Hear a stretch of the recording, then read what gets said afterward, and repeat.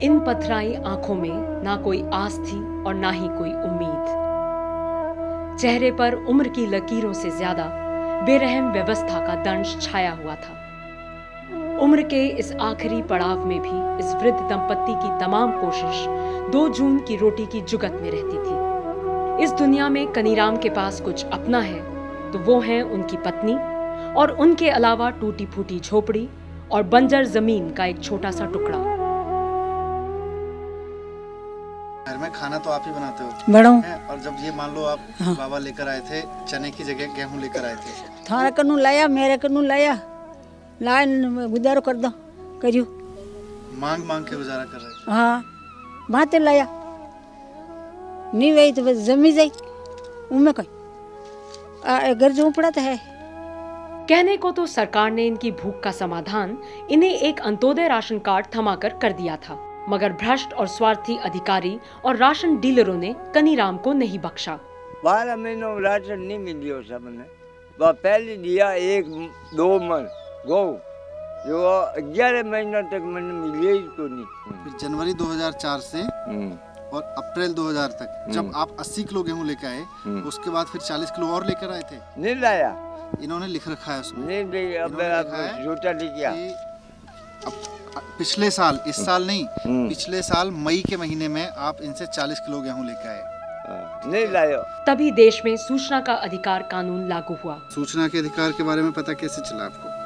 वो आज बड़ी माइक से अनाउंसमेंट और गाड़ियों में देता भैया आवाज जकनु मैंने मालूम पड़ गई ज्यादा मैं क्यों आलो अपन। कनीराम ने अपने आरटीआई आवेदन में अपने राशन कार्ड पर दिए गए राशन की जानकारी मांगी और हर ओर से निराश हो चुके कनीराम को फिर से उम्मीद की एक नई किरण दिखाई दी। सूचना के अधिकार कानून का प्रभाव कनीराम के लिए किसी चमत्कार से कम नहीं था। आरटीआई आवेदन दाखिल करने के 2 दिन बाद ही राशन डीलर कनीराम के घर आया और पिछले 10 महीने का राशन घर पर ही रख कर गया। तब से आज तक उन्हें लगातार राशन मिल रहा है। अब कनीराम भूख की चिंता छोड़कर अपनी पत्नी गुल्फू की चिंता कर रहे हैं। कहते हैं कि दाने दाने पर खाने वाले का नाम लिखा है, मगर हमारे देश में दाने पर, खास तौर पर गरीबों के दाने पर राशन डीलरों का नाम लिखा है। दिल्ली की सुंदर नगरी का भी कुछ ऐसा ही हाल था। एक तो लोगों को राशन मिलता ही नहीं था और जो मिलता भी था तो एकदम घटिया किस्म का।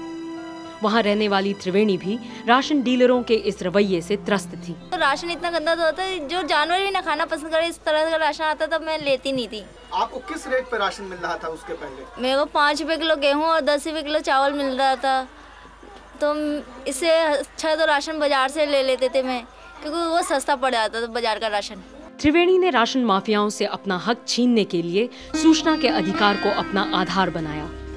जनवरी में परिवर्तन वालों की एक वो हुई थी, सर्वे करने आए थे परिवर्तन वाले, तो उन्होंने मुझे बताया कि अंत्योदय कार्ड पे 2 रुपए किलो गेहूँ और 3 रुपए किलो चावल मिलना चाहिए, लेकिन मुझे ऐसा नहीं था। तो मैंने उनकी सलाह से एक आरटीआई डाली। अपने आरटीआई आवेदन में त्रिवेणी ने राशन डीलर के स्टॉक और सेल रजिस्टर्स की कॉपी मांगी, साथ ही जिम्मेदार अधिकारियों और राशन डीलर्स के नाम भी पूछे।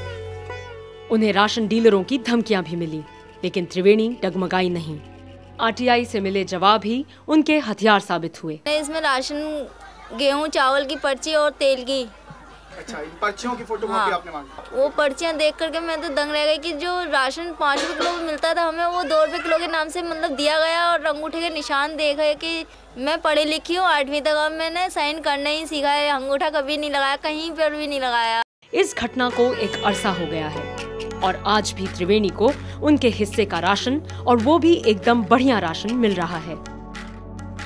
कनीराम और त्रिवेणी की सफलता की कहानी देश भर में राशन व्यवस्था की उस कमी को दूर करने का एक रास्ता दिखाती है, जिस पर अरबों रुपए खर्च होने के बाद भी लाखों लोग भूखे पेट दम तोड़ रहे हैं।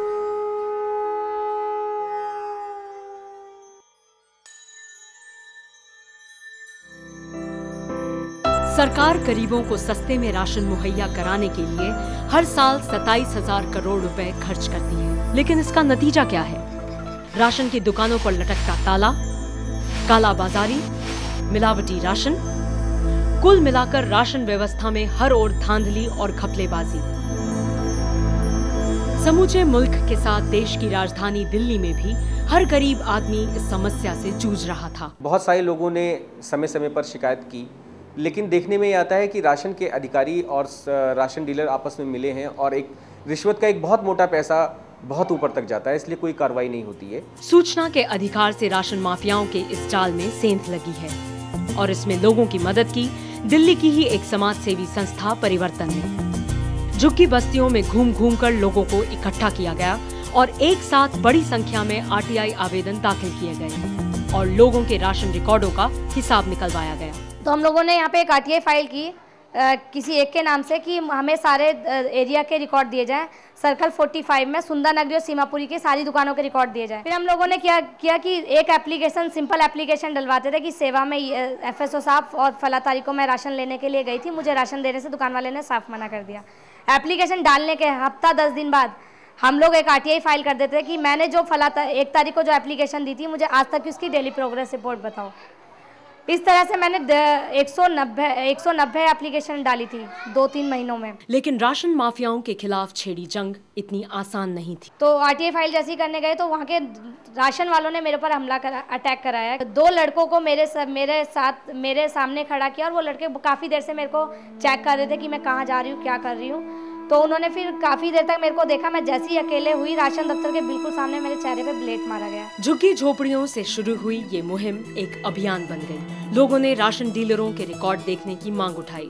देश में पहली बार राशन के रिकॉर्डों को सार्वजनिक किया गया और इस रिकॉर्ड से राशन डीलरों के काले कारनामे उजागर हुए। पहली बात, किसी महीना भी पूरा राशन नहीं मिला है। कभी चीनी चावल नहीं मिलेगा, कभी धमकी देता है 10 किलो चावल, 2.5 किलो चावल देता है, आज 5 किलो चावल बड़े मुश्किल में लड़ झगड़ के वो भी नहीं देता। आज सूचना के अधिकार का ही नतीजा है कि दिल्ली में कोई भी राशन कार्ड धारी हर शनिवार को अपने राशन के रिकॉर्ड देख सकता है। राशन के लिए ये लड़ाई दिल्ली तक ही सीमित नहीं है, ये एक छोटा सा उदाहरण है। आज पूरे देश में राशन को लेकर सूचना के अधिकार की एक लहर सी चल रही है। तोड़ो ये दीवारें, भर दो अब ये गहरी खाई, भर दो अब ये गहरी खाई, भर दो अब ये गहरी खाई, भर दो अब ये गहरी खाई।